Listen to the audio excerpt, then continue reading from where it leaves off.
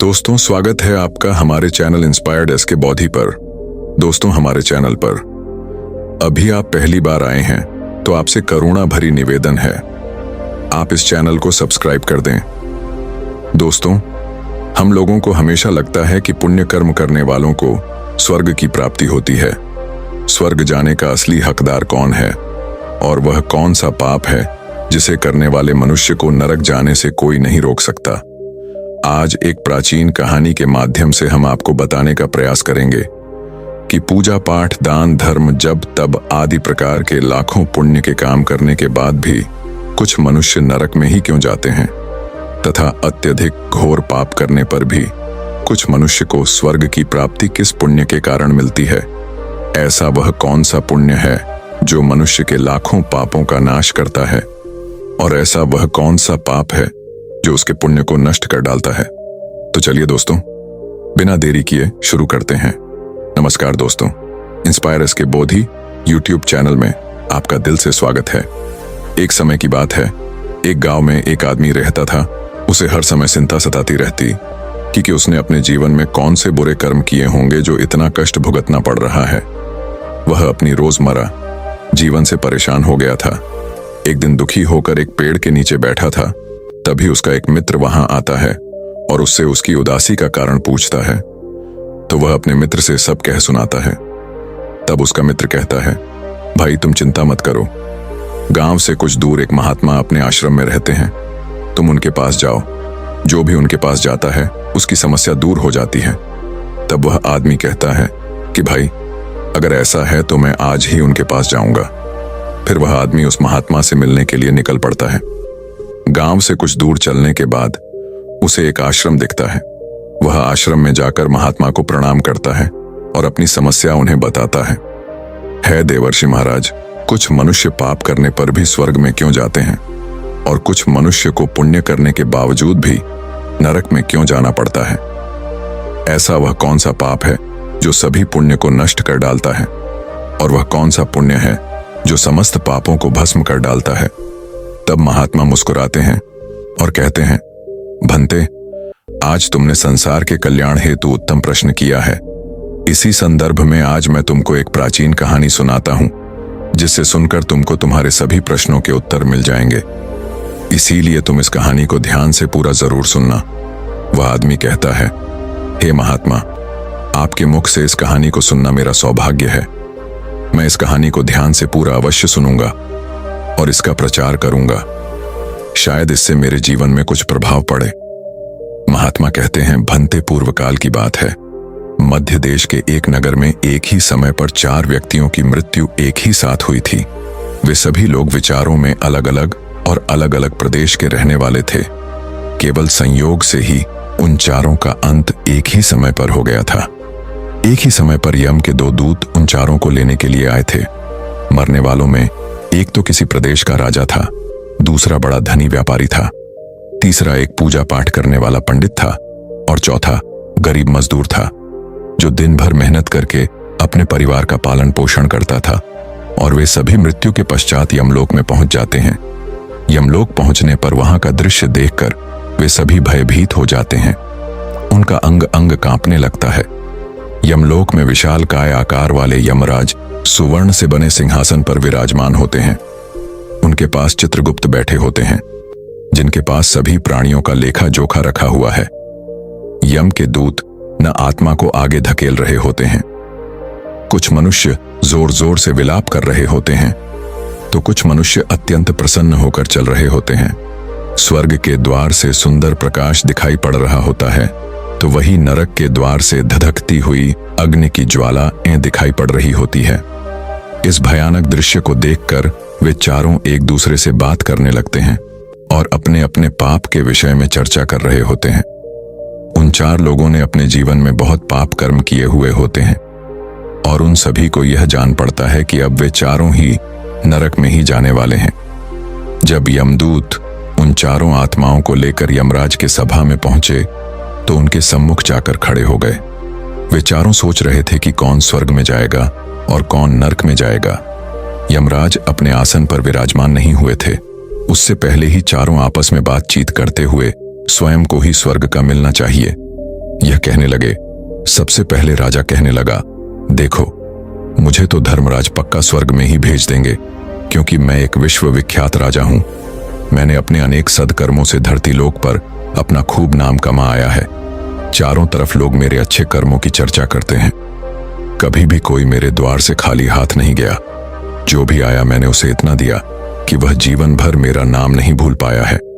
हर तरफ मेरे नाम का यशवगान हो रहा है। मेरे द्वारा लुटाए गए दान से लाखों लोगों को खाने को अन्न मिला और रहने को आसरा मिला। इसलिए मेरे कर्मों को देखते हुए धर्मराज मुझे पक्का ही स्वर्ग में भेजेंगे। राजा की बात सुनकर वह धनी व्यापारी हंस पड़ा और बोलने लगा, तुम तीनों तो इतने बड़े पापी हो कि तुम लोगों को नरक में जाना ही पड़ेगा। तुम लोगों ने गौर पाप किए हैं और इसीलिए यमराज तुम लोगों को कभी माफ नहीं करेंगे। यहां पर मौजूद मैं अकेला ही सबसे अधिक पुण्यवान हूं। मैंने अपने जीवन में बहुत पूजा पाठ किया है, ब्राह्मणों को दान दक्षिणा दी है।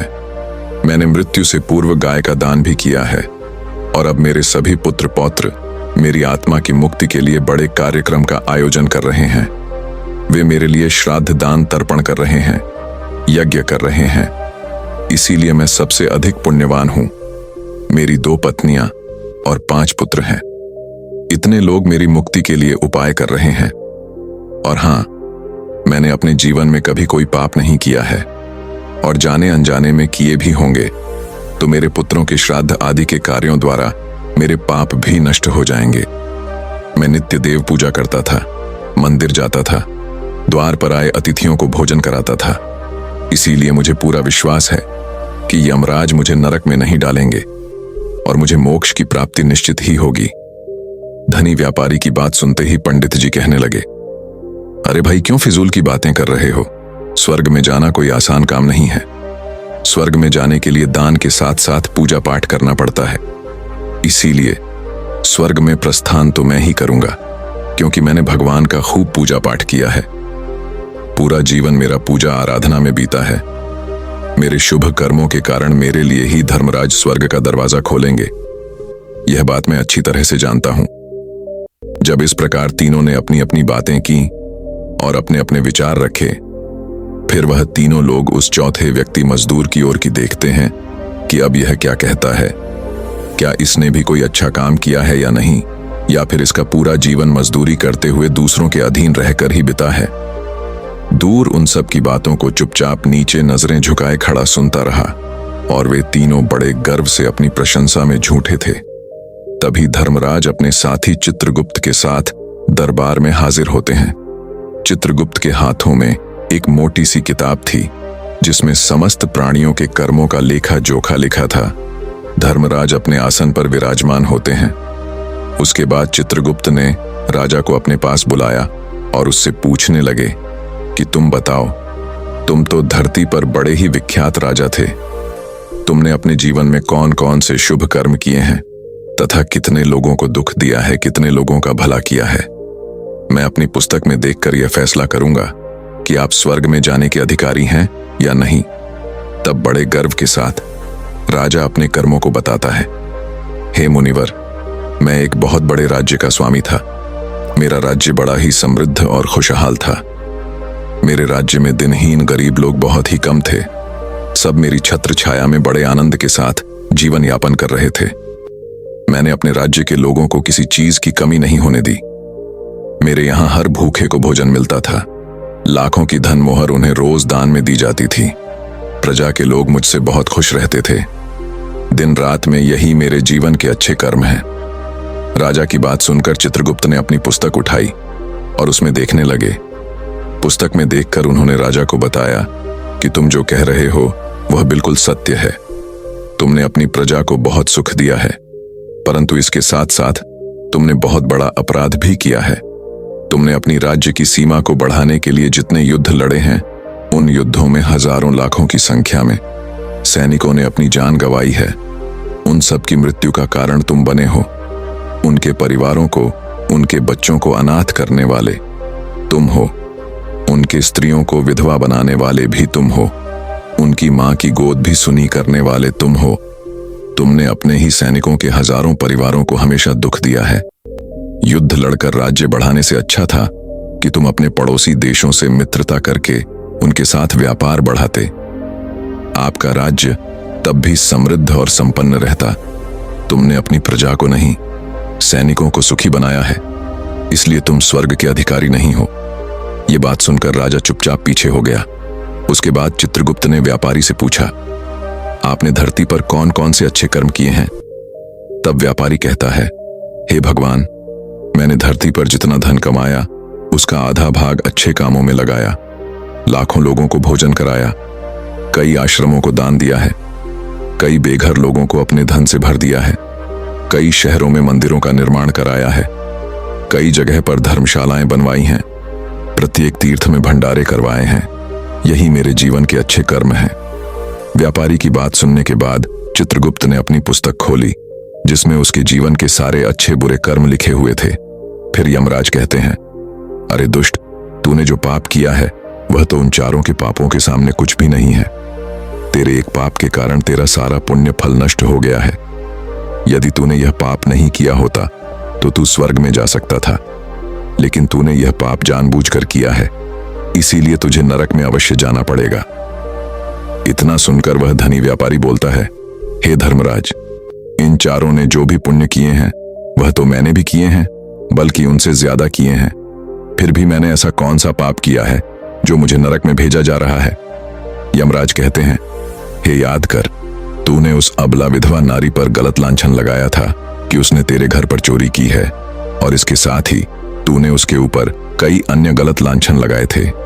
उसे व्यभिचारिणी और वेश्या कहकर उसके चरित्र का हनन किया है, और राजा ने उसे सत्य समझकर उस अबला विधवा नारी को मृत्युदंड दे दिया था।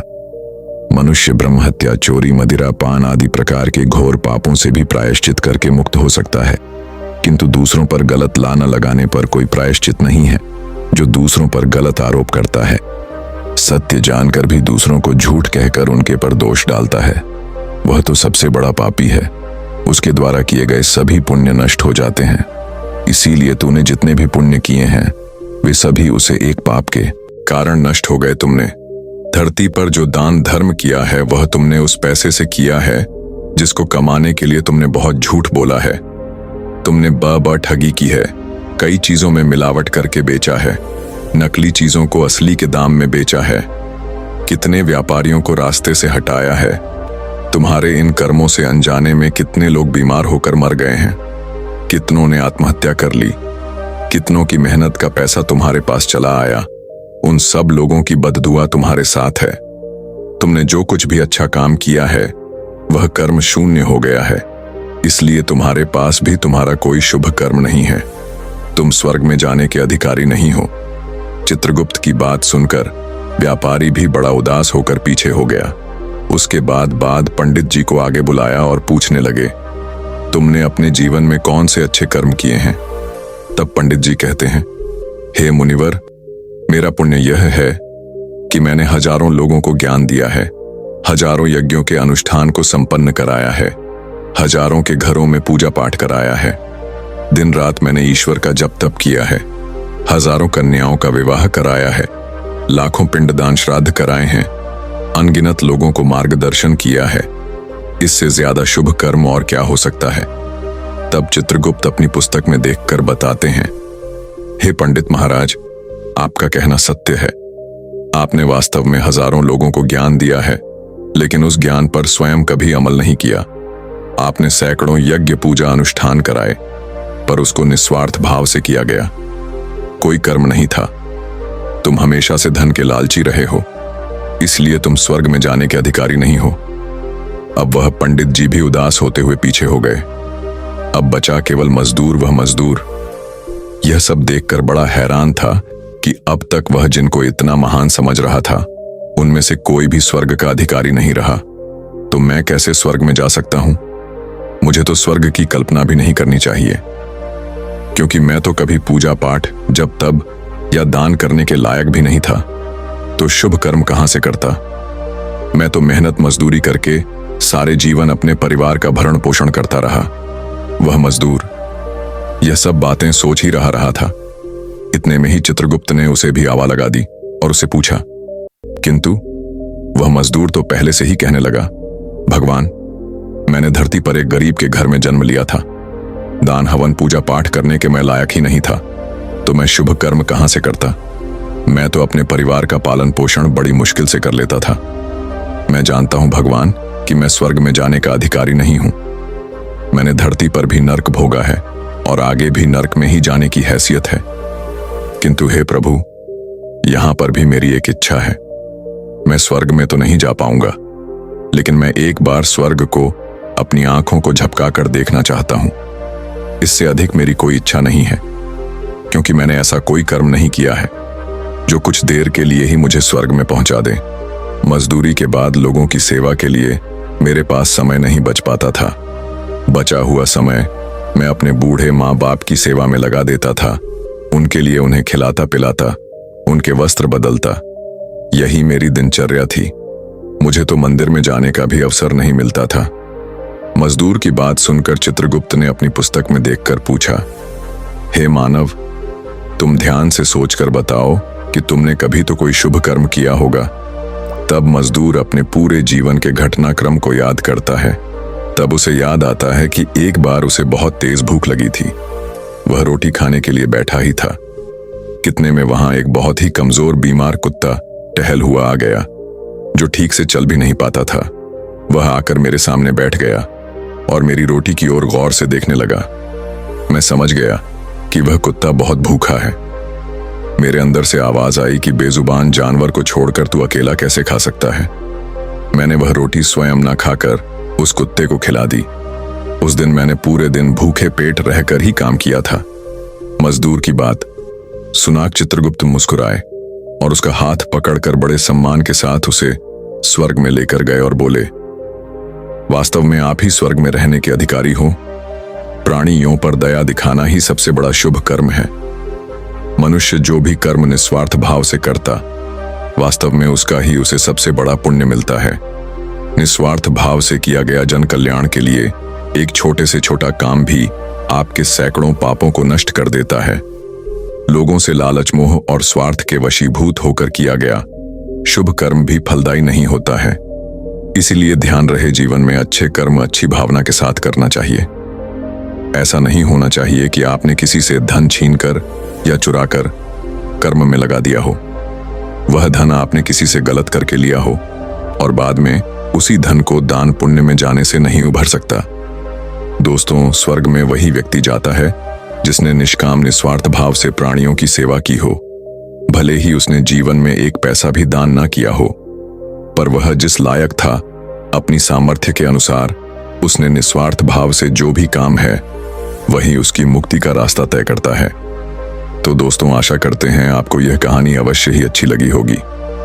तो दोस्तों, कैसी लगी आपको यह कहानी, आप हमें कमेंट सेक्शन में जरूर बताना, और अच्छी लगी हो तो इस चैनल को सब्सक्राइब जरूर कर लेना। तो चलिए मिलते हैं ऐसी ही कोई नई कहानी में। तब तक के लिए अपना ख्याल रखिए। धन्यवाद और नमो बुद्धाय।